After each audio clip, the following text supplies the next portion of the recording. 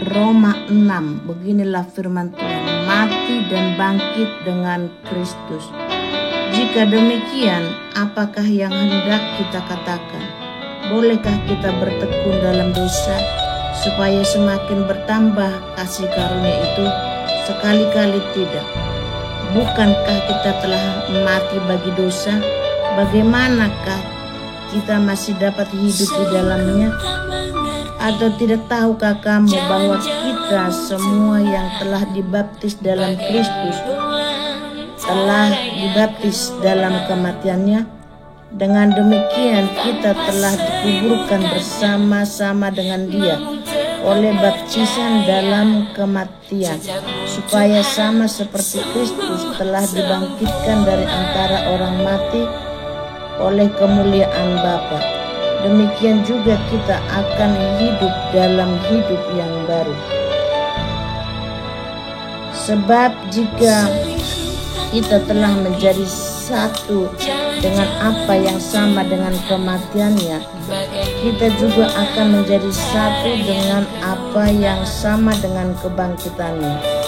Karena kita tahu bahwa manusia lama kita telah turut disalibkan, supaya tubuh dosa kita hilang kuasanya, agar jangan kita menghambakan diri lagi kepada dosa. Sebab siapa yang telah mati, ia telah bebas dari dosa.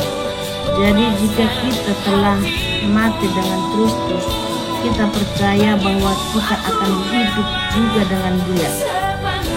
Karena kita tahu bahwa Kristus sesudah Ia bangkit dari antara orang mati, tidak mati lagi, maut tidak berkuasa lagi atas Dia, sebab kematiannya adalah kematian terhadap dosa satu kali dan untuk selama-lamanya, dan kehidupannya adalah kehidupan bagi Allah. Demikianlah hendaknya kamu memandangnya, bahwa kamu telah mati bagi dosa, tetapi kamu hidup bagi Allah dalam Kristus Yesus. Sebab itu, hendaklah dosa jangan berkuasa lagi di dalam tubuhmu yang fana, supaya kamu jangan lagi menuruti keinginannya. Dan janganlah kamu menyerahkan anggota-anggota tubuhmu kepada dosa untuk dipakai sebagai senjata kelaliman, tetapi serahkanlah dirimu kepada Allah sebagai orang-orang yang dahulu mati tetapi yang sekarang hidup. Dan serahkanlah anggota-anggota tubuhmu kepada Allah untuk menjadi senjata-senjata kebenaran, sebab kamu tidak akan dikuasai lagi oleh dosa, karena kamu tidak berada di bawah hukum Taurat, tetapi di bawah kasih karunia. Dua macam perhambaan. Jadi bagaimana? Apakah kita akan berbuat dosa karena kita tidak berada di bawah hukum Taurat, tetapi di bawah kasih karunia? Sekali-kali tidak. Apakah kamu tidak tahu bahwa apabila kamu menyerahkan dirimu kepada seseorang sebagai hamba untuk mentaatinya, kamu adalah hamba orang itu yang harus kamu taati, baik dalam dosa yang memimpin kamu kepada kematian, maupun dalam ketaatan yang memimpin kamu kepada kebenaran.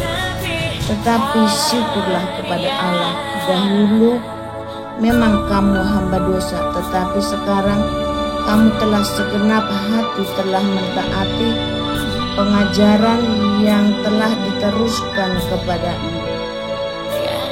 Kamu telah dimerdekakan dari dosa dan menjadi hamba kebenaran. Aku mengatakan ini secara manusia karena kelemahan kamu, sebab sama seperti kamu telah menyerahkan anggota-anggota tubuhmu menjadi hamba kecemaran dan kedurhakaan yang membawa kamu kepada kedurhakaan, demikian hal kamu sekarang harus menyerahkan anggota-anggota tubuhmu menjadi hamba kebenaran yang membawa kamu kepada pengudusan. Sebab waktu kamu hamba dosa, kamu bebas dari kebenaran, dan buah apakah yang kamu petik daripadanya? Semuanya itu menyebabkan kamu merasa malu sekarang, karena kesudahan semua itu ialah kematian. Tetapi sekarang, setelah kamu dimerdekakan dari dosa dan setelah kamu menjadi hamba Allah, kamu beroleh buah yang membawa kamu kepada pengudusan, dan sebagai kesudahannya ialah hidup yang kekal.